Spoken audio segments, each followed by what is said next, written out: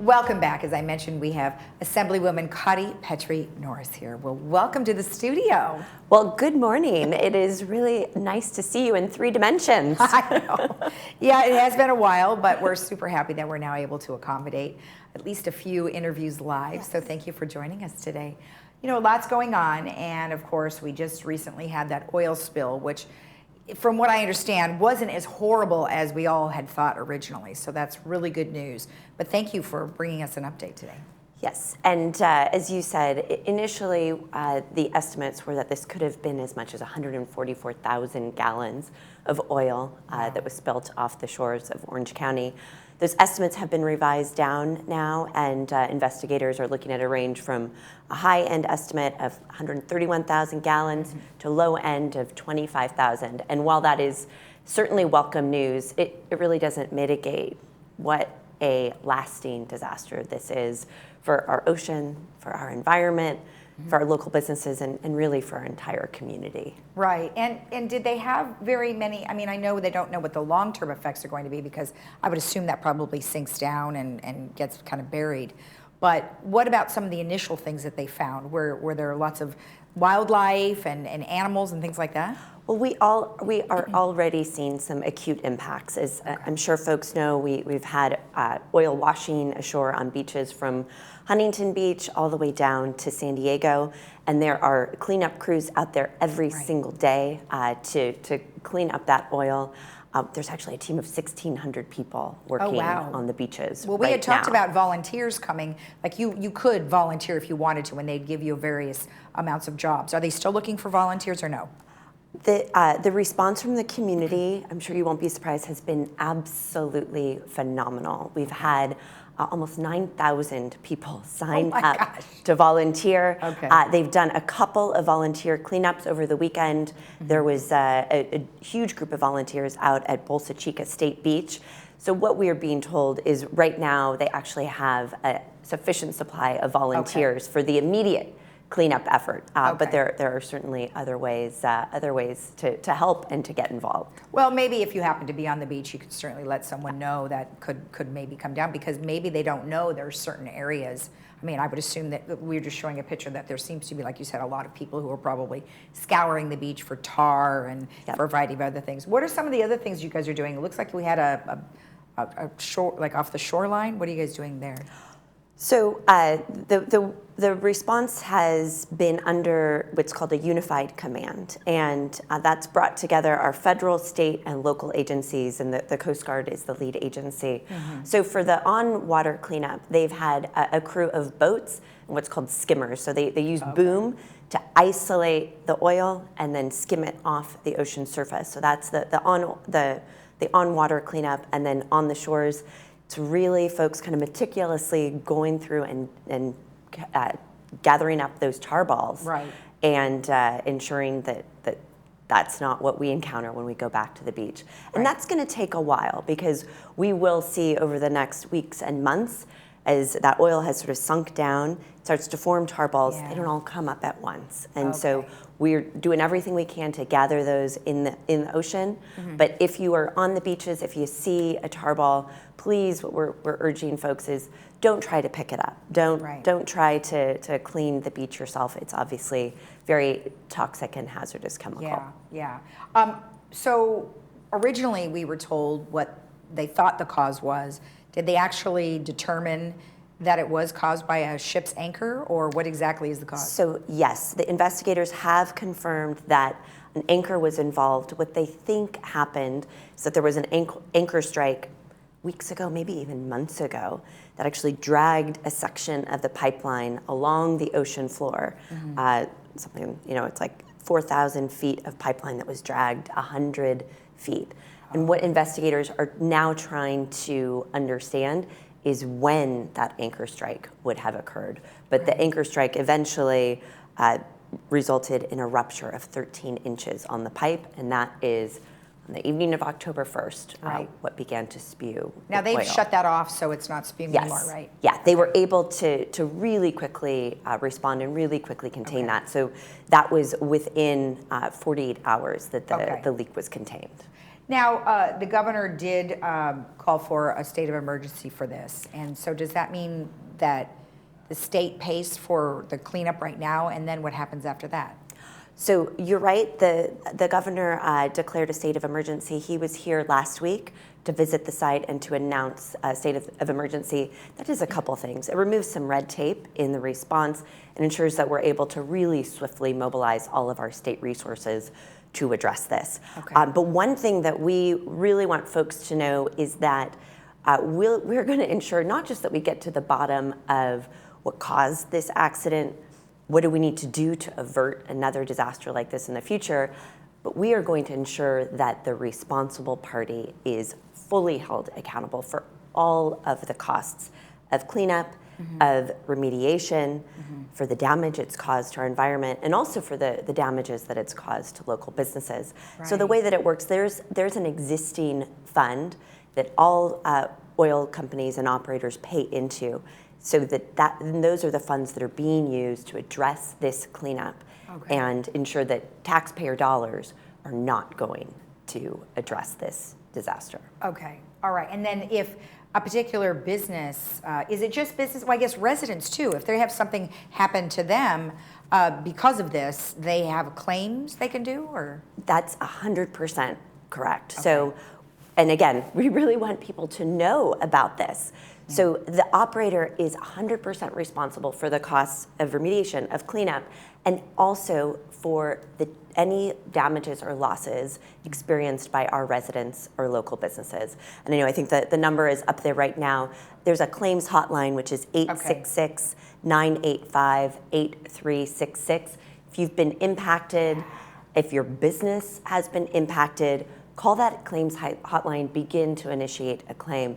Right. We also want to remind people, obviously the claims process is going to be protracted, and the better records that you can maintain right now to support your claim, the more smooth that process will be. And then the other thing that we want to highlight is for individuals with boats who may have been oiled. There were a lot of folks out there during the air show in the early hours of the spill. That's right. Again, do not try to clean your boat at home. Yeah. Do not try to take it to a private provider. Right. There have been a couple of decontamination sites that are set up in Newport Beach and Huntington Beach. Okay. Again, it's that same phone number. Call that number to schedule an appointment and ensure that that your boat is clean and ready to go back in the water. Well, even if you're not, you weren't in that vicinity, we just, do we know that was Dana Point affected yet, or we just don't know yet? The Dana Point Harbor was closed. It's now been reopened, as has the Newport Beach Harbor. Okay. But if there's any concern that your boat might have been contaminated, please call that hotline so that it can be inspected and it can be cleaned. And again, the operator of this oil rig is the one who will be paying the cost of that. Well, the oil rig, or you mean the ship? So the responsible party is the operator of the offshore platform, which is a company called Beta Offshore, and they're owned by a Houston energy company, Amplify Energy, and they are the responsible party. They are paying for the cost of this cleanup. Okay, so then if they have an investigation to find out that maybe it was one of those giant container ships, then it's up to them to go after that. Exactly. Got it. Exactly, which it's a little different than what we've seen play out in some of these wildfire disasters, where you've got lawsuits unfolding for years and the state is left holding the bag. That is not the case here. The responsible party is picking up all of the costs, and so we want to make sure that we hold them fully to account, and that honestly, when the cameras stop rolling, that the commitments that they're making right now, that they make good on those. And real quickly, let's touch on the container ship issue, because we have an unprecedented amount of ships out there. And you hear a lot of stuff, well, it's because of strikes, or it's because of we don't have enough people, whatever the case might be. But we just decided to order a whole bunch of stuff online. Is that kind of what we're seeing? Yeah, we have seen a huge, use the word unprecedented, we've seen an unprecedented spike in consumer demand for almost everything, which has been combined with just a real disruption in supply chain that was caused by COVID. And those two factors have combined to result in this backlog of hundreds of ships out in the ports of Long Beach and LA. And a lot of folks, I think, what we've just seen are really concerned because it looks like you've got a spider web of offshore platforms and offshore oil piping with hundreds of boats anchoring on top.